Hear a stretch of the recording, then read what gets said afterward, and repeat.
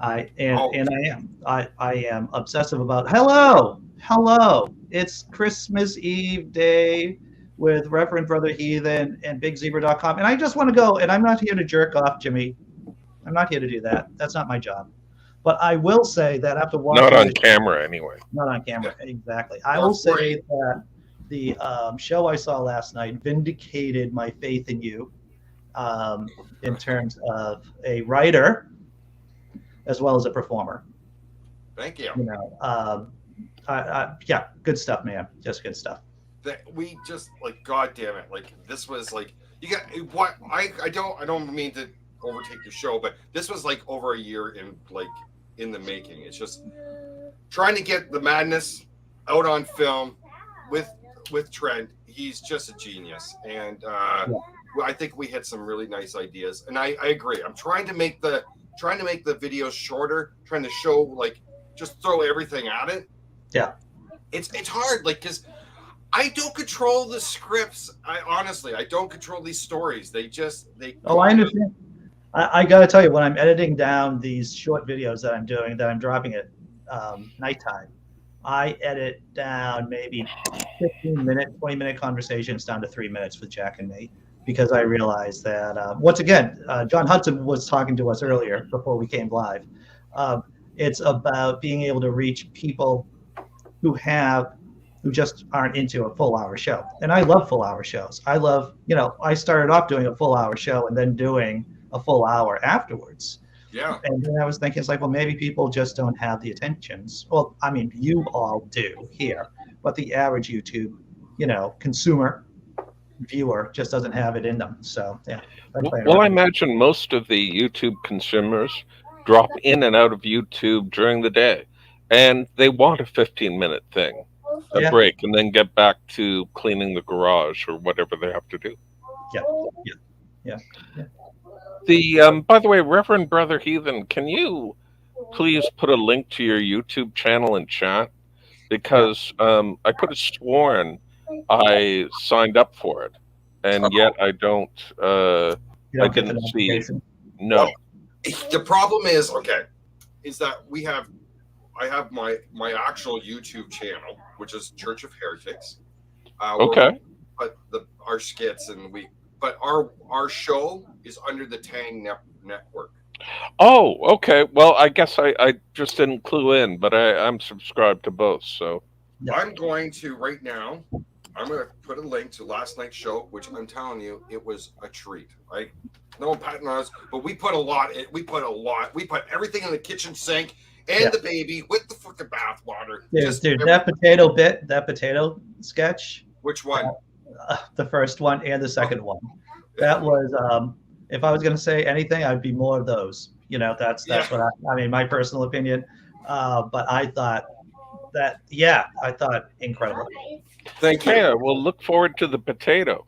By the way, I wanted to ask, I've been meaning to ask this for ages, Dr. Kennard. Why is the morning cat disappointed? Because it's a disappointed morning cat. It is a disappointed morning cat. I'm hearing your kid in the background, Brother Reverend. I just want to let you know that.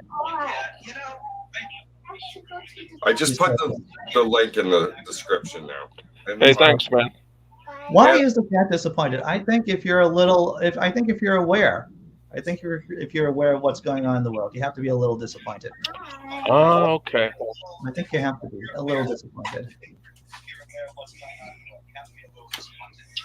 Okay. Hi, sorry, I'm back. So this is your show, and I always steamroll it. I'm sorry, Mr. Kennard.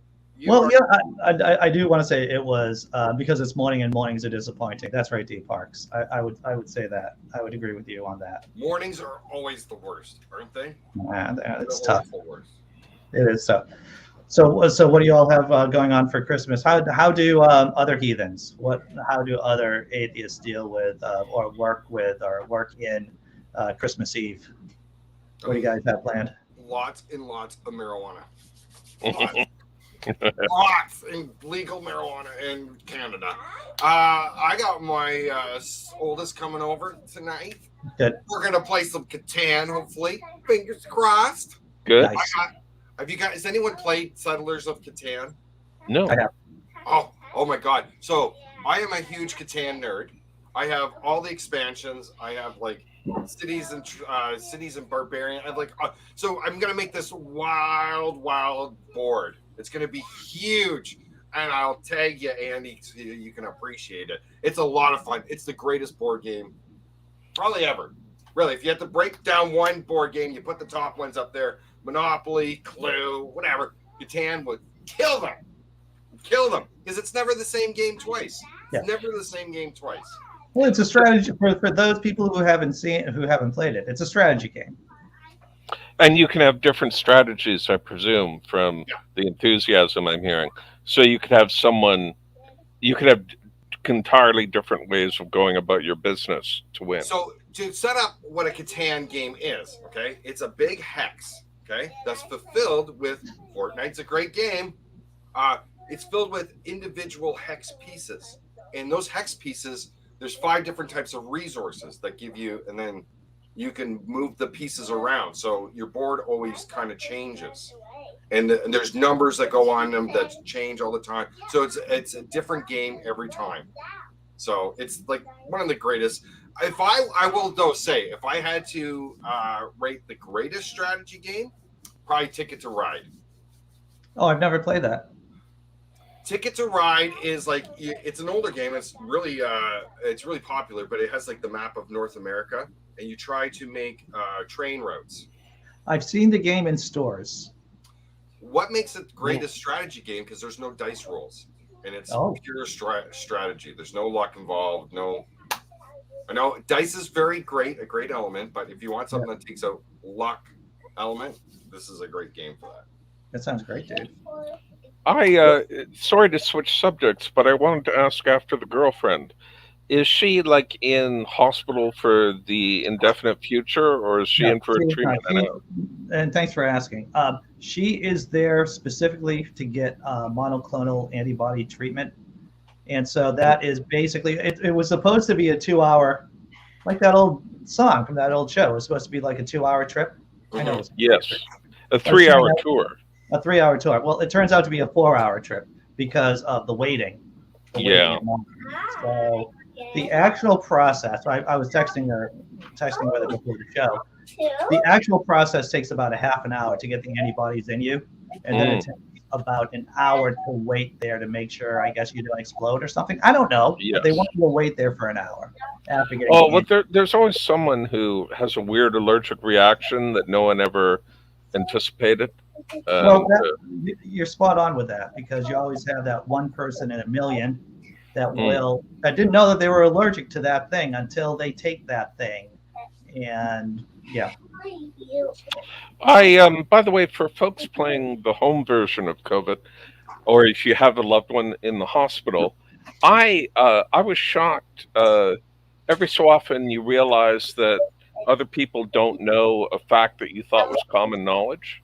Yes. It happens. And people don't know that if you have a loved one in the hospital, you can go into the gift shop, pay them a little money, and they'll deliver a newspaper every day.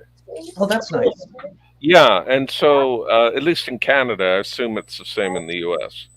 And it just means that even if you can't be there, hospital environments are among the world's most boring when they aren't terrifying.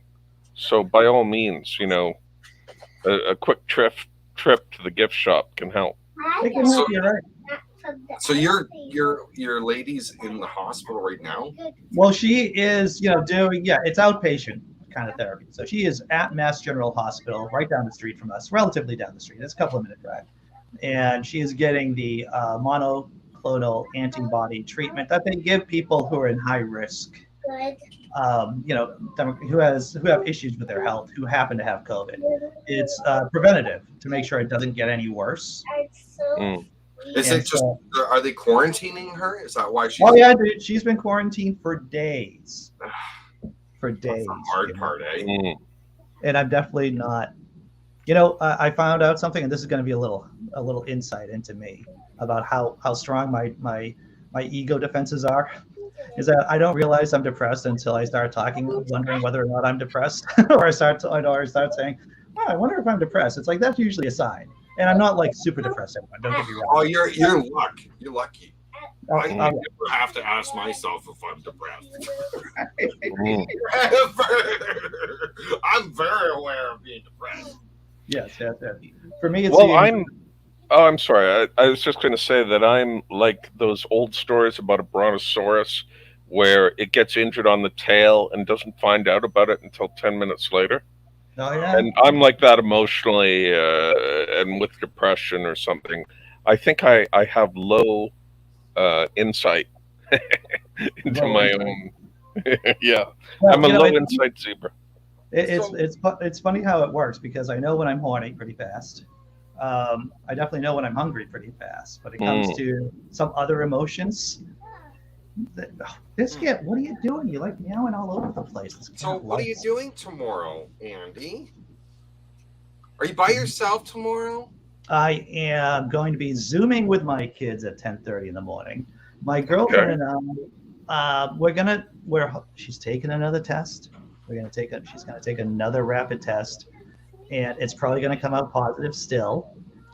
But this is about the closest thing I hope for divine intervention is that if it comes out negative, then maybe we can hang out together.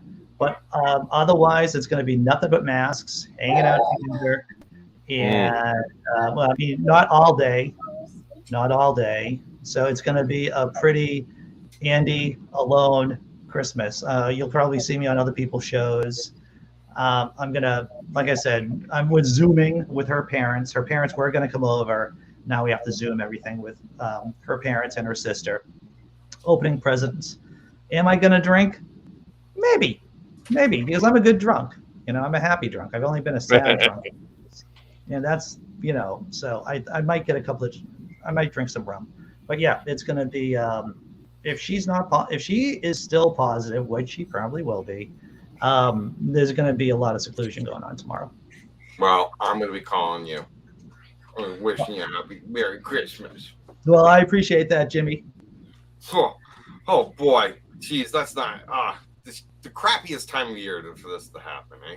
It is. And the thing, and I'm just going to say it. One, I know that other people have had it much worse than I have, but it's still. But and then some of you, it's like, Andy, you should still try to validate your feelings, right? You should still try to validate your feelings, Andy, that they are real, the feelings that you feel are real, and that and I'm just going to say it, that everyone else is feeling that it's just gone on so fucking long, right? It's just gone on so fucking long, and with the new, it is just a slog at this point. And I haven't been working either. I haven't been able to work last week, so I've been creating a lot of content. If you've been noticing on the channel, I've been creating a lot of content. I've been writing on Medium. I've been tweeting a lot.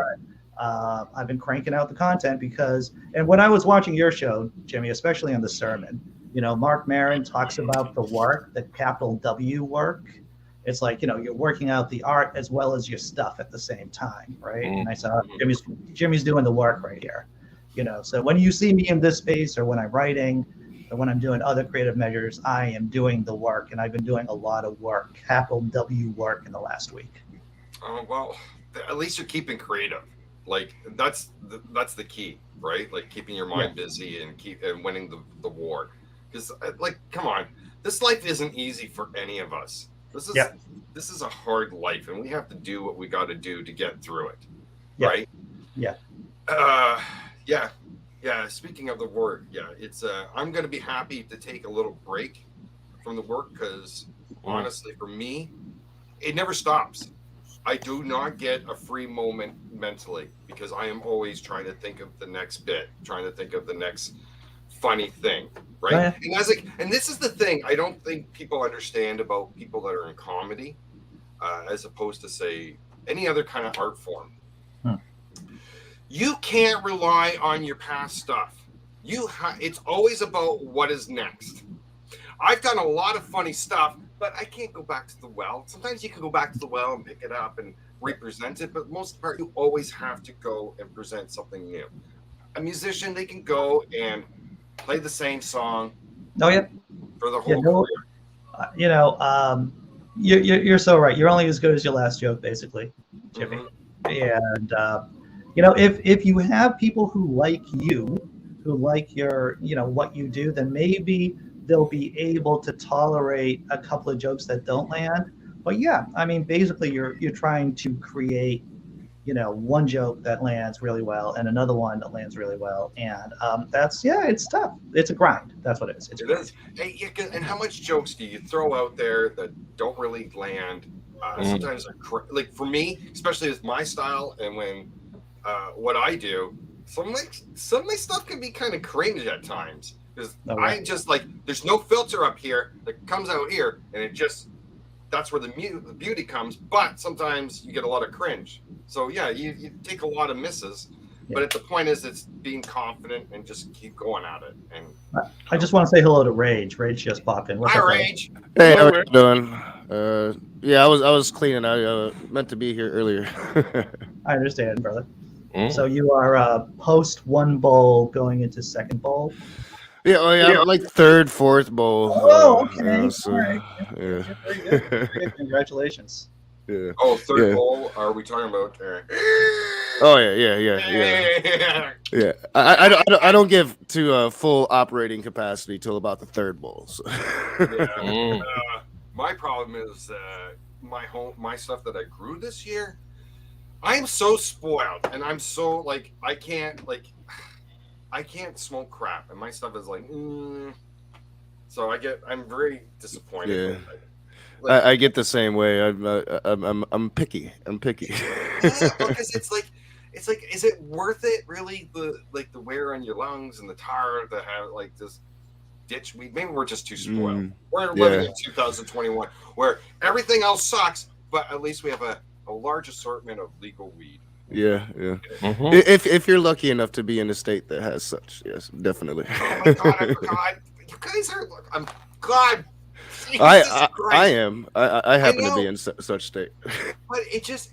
What is with America? It is the most weird country in the world. You're like simultaneously in the future, but yet in the Stone Age at the same time. It's like such a paradox, and it's just like it's like here with Quebec. Quebec is kind of an anomaly. They do their own thing. They have their own rules. You definitely know when you're in Quebec. As opposed to anywhere else in Canada. So the States seems like that for like everything. Like you got your own little countries all over the place just trying to commingle together. Yeah. Maybe federalism was it? Oh no, go ahead, Jimmy. Go ahead. Oh, but am I reading that right? Oh yeah, without a doubt, yeah. We do have some hope that Joe Biden will use that pen and strike marijuana from the list, but that's a very faint hope. No. He got us out of he got us out of Afghanistan. It was it was a nasty way to get out of it, but he did pull the trigger on that. Yeah. You don't know, he plays it cool, because he can't do anything else. That's just who he is. But I wouldn't be surprised if he pulls the trigger on that. Right now, there's actually a lot of pressure on him to do something like that. Use your pen, strike down student debt, legalize weed, and then you kind of, you at least show the people that you're doing something, even though Build Back Better just got obliterated. Just out of curiosity, the president, though, can't stop a state in the U.S. from making weed illegal, though, right? No, he can only use his executive privilege to strike it off of the narcotics list. I can't remember the exact name of it. Right. So federal laws could disappear, but not. State law would still within that state would hold precedent, but usually most states, and there's even a push on the conservative side now, just like there is on the left side, to legalize it. So I think that most states would end up legalizing it if they haven't yet. Well, also the whole principle, states would love to tax legal weed and maybe take a cut for themselves on top of that. So that would tend to encourage the legalization of weed right there. You left the door open, Daddy. I know I did. Oh yeah, without a doubt. And you see it in states. All the numbers are there. States that have legalized it recreationally are just bankrolling. Michigan's starting to see it now, especially that capitalism is taking effect. Prices are coming down because of competition. I would say that if Joe Biden, the best thing that Joe Biden can do, of course, he didn't, get the statehood, and I'm going to keep banging on that effing pan, those pots. That he didn't try to really bring DC or Puerto Rico in as states. But if I was Joe Biden, if I could sign and get marijuana legal just before the election, just before the midterms, and then say I'm going to tax it at like 0.5%, even just 0.5% national tax. What would that do for us? That would be incredible. Yeah, and it would be finally some good politics for the Democratic Party. Yeah, something that would get people excited. But don't let me turn this shindig into a serious affair. Let's No. Never apologize for bringing up marijuana. Never. True that. Yeah. Hashtag no apologies. No regrets. So, right. What were we talking about that was fun? We weren't, because we were talking about COVID and now like illegal weed. Oh my God. I think weed is okay to talk about. That's fine. We can talk about anything we want to. We're not confined. We're not confined here. There's a weird thing going on. Sorry, I was switching topics. Back to you, Reverend. No, please. I'm gonna get some cough. I'll be right back. Okay.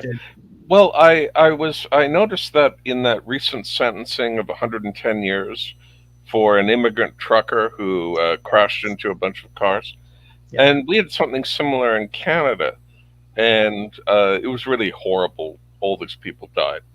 And it seemed to me that it really, when there is an accident, and maybe definitely an at-fault accident, not a true accident, it's because of stupidity, the xenophobia kind of comes out. Yes, it is part of our species, and you can see this with other primates, with baboons and chimpanzees. Other primates that have rigid hierarchical structures, is that if a monkey feels something bad, if they feel pain in some way, then they will strike out at a lower caste monkey. So let's say it's the old saying, crap runs downhill. So if a monkey at this level gets smacked by a higher caste monkey, that monkey will now hit a lower caste monkey. And part of this kind of xenophobic kind of reaction is based on this primate behavior, which is toxic and part of our genetic history, unfortunately. Yep. They used to use that kind of mentality on us when I was in a cult. You want to talk about that some more? Sure, we can if you want. I could talk about, like, I see a lot of similarities so my experience in the cult, I see a lot of similarities in society, what's happening right now. And I always point it out, especially with the mega crowd. Oh, yeah. Okay, so, righties can say whatever they want about leftists, but for the most part, we're all individualists. We all kind of think for ourselves. The thing that we have in common is that we care about other people and we care about our society. And we have an understanding that in order for society to get better, we all need to kind of work together.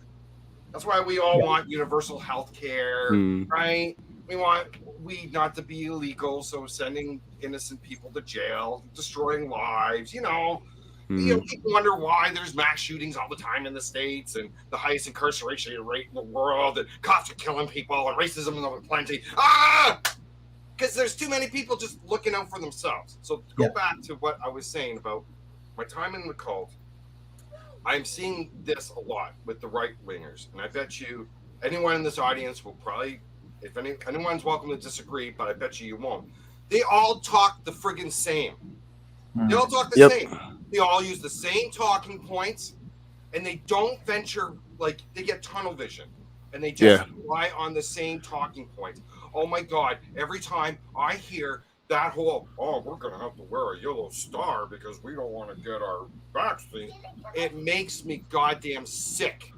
It makes Yeah, me sick. they It was they fair. they regurgitate what they hear on talk radio, because that's the most extreme, and it's like nonstop, 24 hours a day. It's all these different shows that just never stop, and they're just extreme, extreme, extreme. And then 50 million GOPers out there, they go and then they regurgitate that, and then they hear something similar on Fox News. It's not as extreme, but it's similar, so it kind of backs up the narrative, and they think that they have this truth when all they have is far right extremism. Yeah.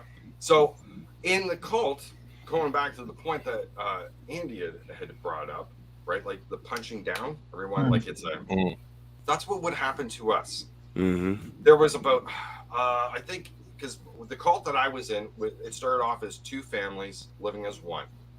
And the one husband of the one family had left. And so they were working as one family. And then other people kind of grifted in. The kids got married. So when I left, the group was up to about 14, 15 people. And what they did, though, none of us trusted each other because someone was always in the doghouse. And that always puts you on edge. And you never trusted each other because someone was always willing to rat the other person out. Because you're so terrified of being that person getting punched, not physically, I mean like being attacked, because you're always in the doghouse and they've always found a way, like you were in some kind of sin or something was wrong or just God was talking to them or anything. Hey, Daddy. Well, but that's what I'm seeing in society a lot now, this self-righteousness. And people say with cancel culture and people like the left are really bad. No, everyone's bad for it. Left, right, everyone's bad for wanting to be self-righteous. Yeah. Oh yeah. I think it's on both sides when it comes to cancel culture, without a doubt. And I think it's somewhat natural. I think we've always kind of done it. If you don't like something, you don't purchase that brand. You don't follow that brand. It's just right wingers like to cry about things, and they're louder than we are. Well, what's remarkable is that if Yahweh, if the Trinitarian Christian God isn't a prime example, like the example of cancel culture writ large, he is going to throw you into hell. He doesn't like you so much. Are you ready? Yep. But let's be honest. They have been the ones that have been like cheerleading cancel culture for decades. Oh yeah, without a doubt. No one remember the satanic panic of the 80s? Satanic panic. Destroyed lives. Colin Kaepernick. Keurig machines. Keurig machines, right. McCarthyism with communism. Oh my God! It doesn't stop. They're always trying to push their thing. And if this is why I feel it's so important. Like why we create content, like my partner and I, because we feel that it's important that there's more voices speaking out. Because the right, the religious right, have all the money. They have all the power. They have all the pull, and it's. What do we have? We're just somebody was talking about that. I can't remember. Maybe it was TYT, Secular Talk, something like that, where they mentioned that just kind of in passing, to where the left really doesn't have big money interests like the right does. Because the left is far more individualist. I think we have our own beliefs, and we're strong in our beliefs, and we're willing to fight each other, to where the right just kind of falls in line. And the right has this big money interest, so there is like just huge money funneled to like the Ted Cruz's of the world, and that's why when he gets the door slammed in his face from the donors, instead of continuing to attack Donald Trump, he toes the line and forgives all the comments about his wife and gets on them phones to phone bank. Well, I'll say this is that one of the reasons why the left doesn't have as good a messaging as the right is because of the fact that the unions have been broken up, partly because Republican policies, and so when you don't have these large leftist institutions in the country, they can't give people money. They can't give media groups money to put out the message like the right does. Well, yeah, but there does seem to be a bit of a swing back. Unions have had some victories, and damn it, Facebook. All right, I'll be right back. Okay. But the difference between the left and the right, though, I think we have the truer message, and we have a message that can ring with people. I think we just need to learn how to deliver it a little bit differently. And I found that, especially talking to American right-wingers, it's a little different here in Canada. because we have universal health care. So their concerns are a little different. Mhm. But in the States, you can reach right-wingers with healthcare issues. Yeah. I found like the best way to reach them is like ask them, do you not know anyone that's got like healthcare bills? Because I got some news flash for you folks there in the state. In Canada, no one has healthcare bills. Oh, it's a cat. Where's my kitty? Where's Remy? Anyways, Yeah, well, even rich people are complaining about it now. Like Roger yeah. Stone is complaining because he's got to sell all of his shit because of legal fees, and his wife has cancer, and the stuff that the insurance doesn't cover is expensive. We shouldn't be surprised his wife has cancer when Roger Stone is cancer. Oh, from downtown. Big That Z. was good. That was good. That was good. That was good. Big Z. I do what I can. Yeah. that was good. Impressive. Yeah, like honestly, I don't know. Like that's the best way I found trying to reach people because we're all like what people don't understand. We're all on the same side. Yeah, we're all working class stiffs. We all have to like work our fingers to the bone. When you start trying to reach people with common interests, you realize we're all on the same side. The only thing I find is the biggest hindrance is religion, because once they get that in their head, it doesn't matter. Like, well, once again, religion divorces you from reality, and it divorces you from rationality. So that is ideal for the right wing to weaponize, right? Not only that, Andy, but it devoids you of your humanity. Oh yeah, because you humanize other people when you accept this idea of a hell. Like, okay, it's okay for me to go to heaven, but I'm all right with you being tortured for eternity. Yeah, and it normalizes believing in nonsense. Yeah. I mean, you believe it. What's the difference between this imaginary friend that you think is real and believing every single word Donald Trump says? It's all nonsense. Same thing. Yeah, exactly. And the thing is, too, hi Randolph, is it normalizes violence. Yeah. Like, look at their symbol of faith. Yeah. What is it? It's a cross. Yeah. A death torture device. The greatest moment in their religion is human sacrifice. Yep. Yeah. And that's okay. And they think that's great. They think that's totally reasonable. And that's like a God that creates a universe can think up a universe, but yet this is reasonable. Like, this is what it has to do in order to be okay with people. What I will say, Marmaduke Scarlet, to your point, I would say within our species, hierarchies are natural, but just because they're natural doesn't mean that they're good. Killing's natural. Let's just be honest. Killing's natural. How do people eat, right? And the important word there is taught, because we are taught that this is just how it is, right? And you have to accept the status quo, because they want you to accept the status quo. They want you to think that there is no other way. And I would say that the crappier the society is, and we could define what crappy societies look like, right? Societies that the low life expectancy, people aren't happy, education levels are low. I would say that those, by and large, are correlated with having rigid hierarchies. Rigid hierarchies are a natural effect of poor living conditions in a society. Interesting. This is why I like talking to him. He knows stuff. I say words.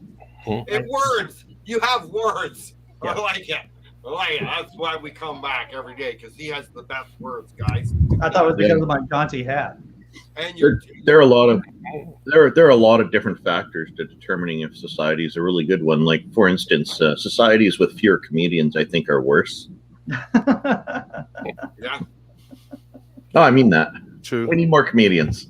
Yes, I would say we need more comedians tend to be wonderful communicators and really good educators. This is the problem, Randolph Richardson, with the left when we talk about messaging here in the States, is that there is something called the veil of knowledge. Really smart people don't know how to communicate. And I'm hearing that in my own voice. Must be niche. Okay, so there's something called a veil of knowledge, that really smart people don't know how to communicate with people who are average intelligence or don't have the same educational background. And what I'll say is that comedians and teachers in general are really good at being able to boil down complicated ideas and to say this is the thing, and people can wrap their minds around it. I know John Rawls came up with the veil of ignorance. The veil of knowledge, was that from his better half, Jane Rawls, or something else, or someone else? That joke didn't go very well. Sorry. But I will say though, it is, we as comedians have a dangerous job, because you never know like when someone's gonna find something just atrocious, and you never know. Like it is like this whole. I'm glad we are talking and we're being more considerate of other people and being more aware of that, Marilla. And God, sorry. But it's hard. It's a little scary. And I'll tell you, for me, like sometimes I get a little nervous because I think, oh my God, is someone gonna just take what I'm saying wrong? Like we did a bit last night of two potatoes having oral copulation. Two potatoes. And I was almost worried I was gonna get banned off YouTube. Where two potatoes having sexual fun, making sexual potatoes. I think you threaded that needle very well. I think you took the thread and you went through. Yeah, I think you did a really good job with that, Jimmy. But thank you. But it could have went sideways, and it could have been like you never. I have this meme. I made this meme years ago, and that when I was still doing stand-up regularly, and it was me with a mic saying, "I don't know if my killer is going to yell Allahu Akbar or Jesus saves." Oh, it's great. And let me guess, people got upset about that. Well, you just throw jokes out there, and you take a certain amount of risk. That's what you do. You take a certain amount of risk. And you know what? You take a risk if you even mention Islam. We can take the piss out of Christianity all day long, but my God, you say anything about Islam, it's like, oh, you're racist. No, I get that.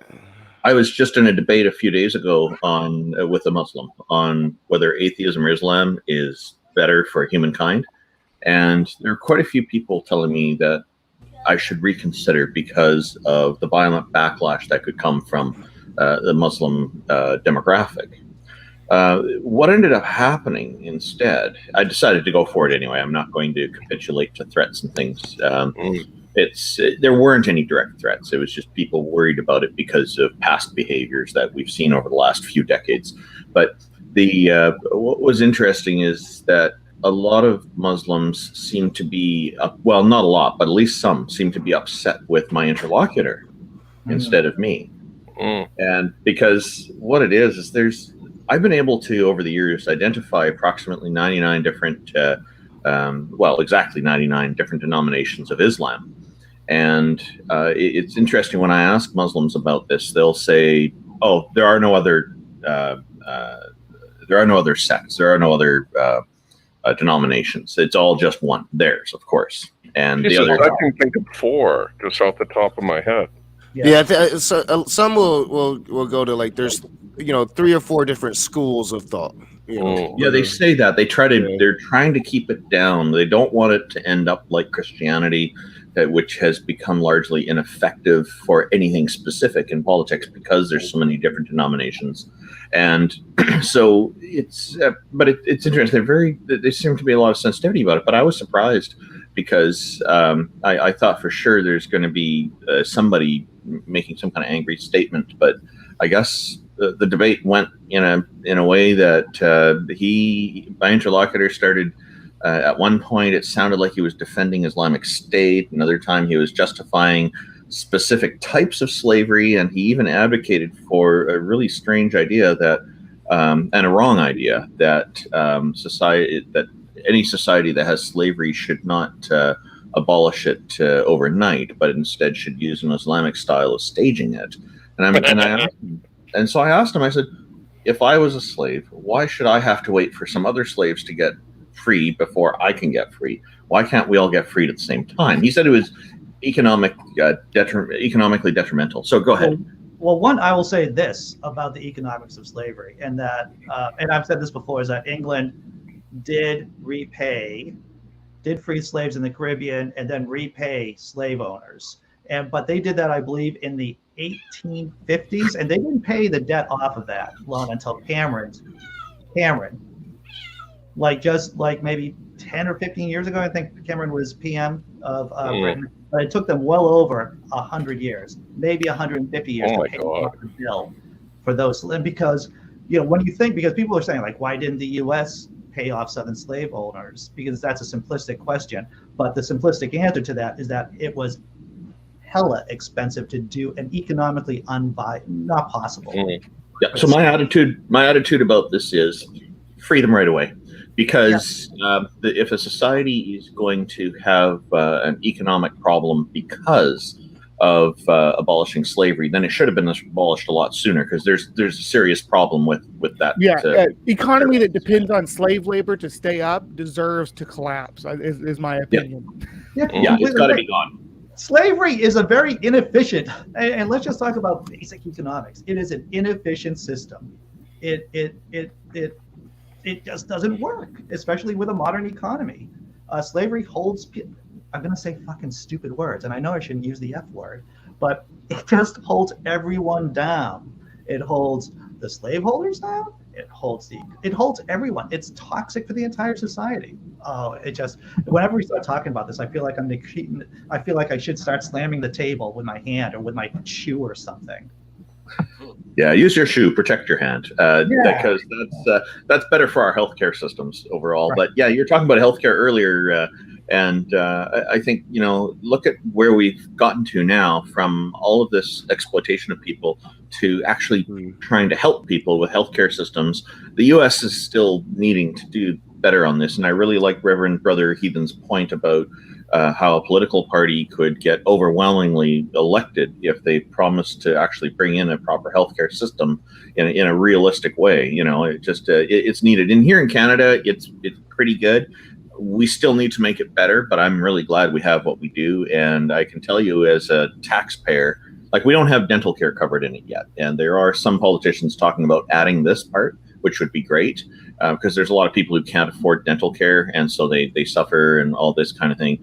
Yeah, and dental care is just as important as all the other types of healthcare, in my opinion. But as a taxpayer, I pay a little bit more tax here than I would if I was in the U.S.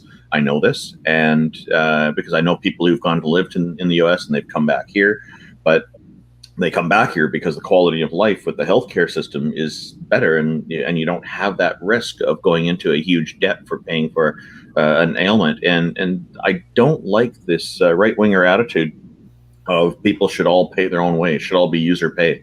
Because I'm sorry, but that's an ignorant statement. It's just like the ignorant statement that slavery is okay. Yeah. It's an ignorant statement. But I like the idea of paying into this, because my hope is that I'll never need to utilize any kind of major healthcare services. But those who need it, I like living in a society where we're all helping each other, and because that's what society is all about fundamentally. And so if I do need it, then it's there for me. But if others need it, I'm okay with that. I think this is a good thing, because this way everybody in society feels more secure about who they are, and as an end result, we have a better society, because it's one less thing for people to have to worry about. And it is a serious thing. You don't know who's going to get cancer, right? Well, that's the thing. Like, this is what I don't understand. I don't go to the dentist because I hate dealing with the fucking insurance. I do. It's a goddamn nightmare. It drives me buggy.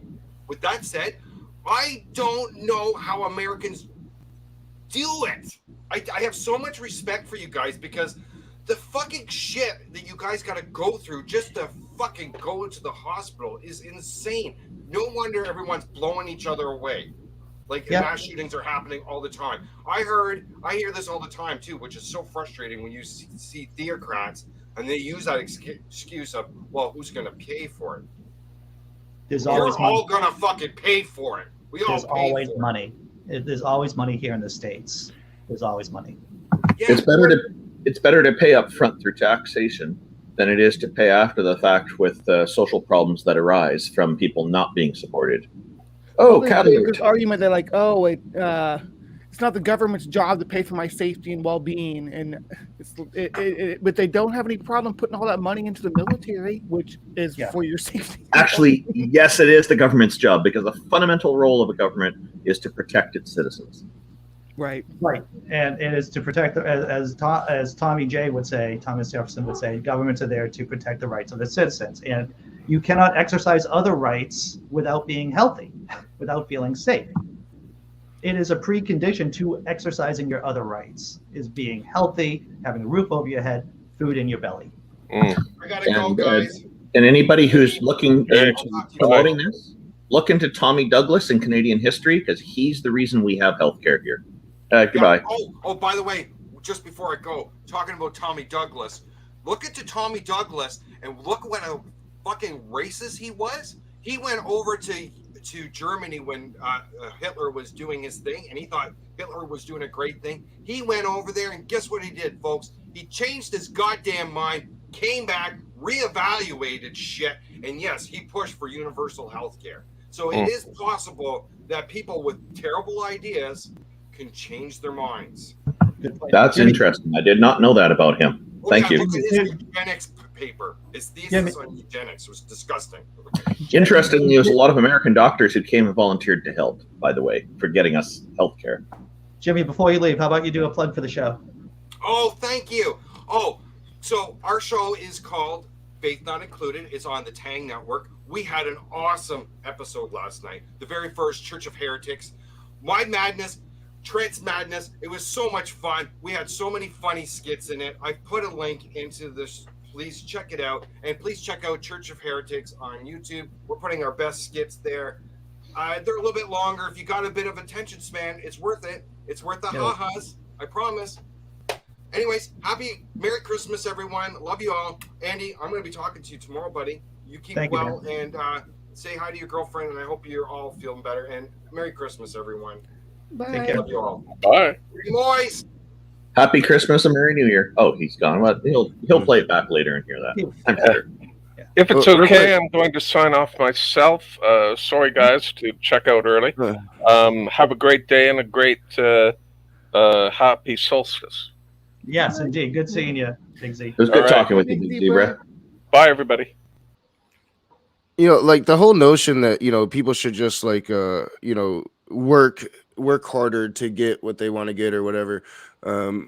It's kind of just this, obsolete point at this stage in the American dynasty, because, we've had raising inflation for the last 40 years, but one thing that we've also had for the last 40 years is stagnant wages. Wages don't go up, and we had this wealth disparity. I mean, the moment we allowed billionaires to exist, we fucked up, because we don't tax these people like we should be, and to make up for it, we end up having a higher burden of tax on the lower classes to make up for what we're not taking from the rich people. Rage, we get to watch them go to space. They get to spend all of their money and go to space. But now we're on the verge. We're going to have a trillionaire soon.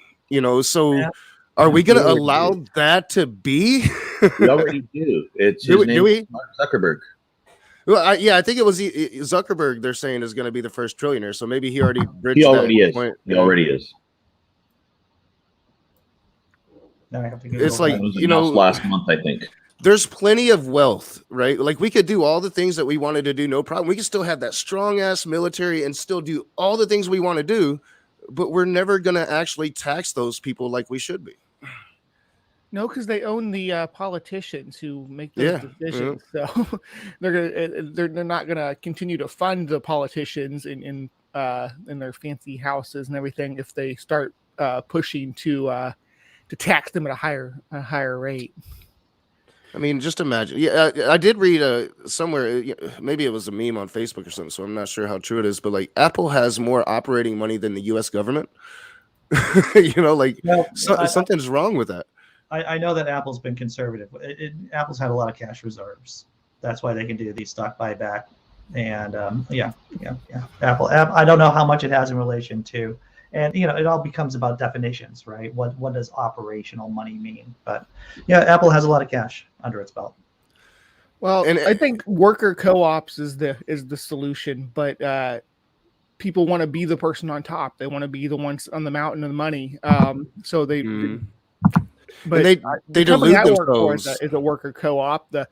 I try to go to there's a few different grocery chains around here. I try to go to the grocery chain that's a worker co-op instead of going to the ones that are, family-owned corporations and things like that. Yeah, so worker co-ops are starting to take off. There's some really good models out there, and they are successful. The owners are still getting, they're still living a very good life, but their workers are living good lives as well.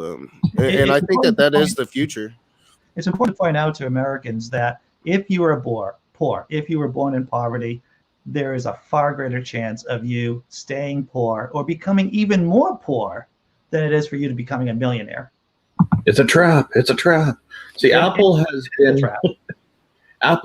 been extremely efficient at building cheap and selling way too high the price. They build all their phones in China, and they build them for like where there's really virtually no labor, very little in the way of labor laws there. There are labor laws, but they're not like what we have here in Canada, and I suppose in the U.S. I'm not familiar with labor laws in the U.S., but I hear they're similar to what we have in Canada, but to at least a degree. And the thing is, so they build cheap, and I'm thinking an iPhone there, like they have higher quality tolerances, so it's going to cost a little more for manufacturing than building really cheap goods like other manufacturers do. But the fact that I bought this phone, which is a rugged phone, I've dropped it on the pavement probably 5 times already, and it hasn't cracked, because that's why I buy rugged phones, because I tend to drop them sometimes.